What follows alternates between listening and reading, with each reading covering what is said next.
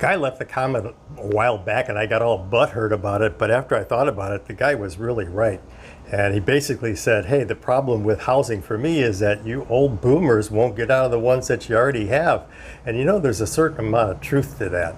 Between 1960 and 2015, the average life expectancy has gained over 10 years. So I'm going to expect to live into my 80s, where my grandfather only lived until he was 65 and my dad lived till he was 76.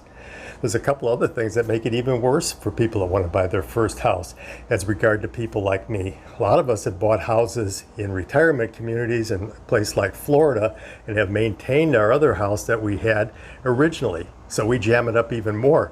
And to make it even more difficult is that people that live in retirement communities live on average longer than people that don't.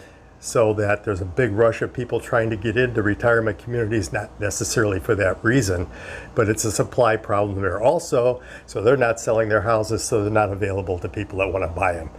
A lot of people now are opting for, instead of going into a nursing home, to have home health care. And that may not mean that they live longer, but it does mean that they're going to be living in their house longer. Sorry about that.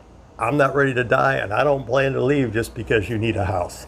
We will solve the problem, and I'll talk about that more in future videos. Have a good day. See you Wednesday.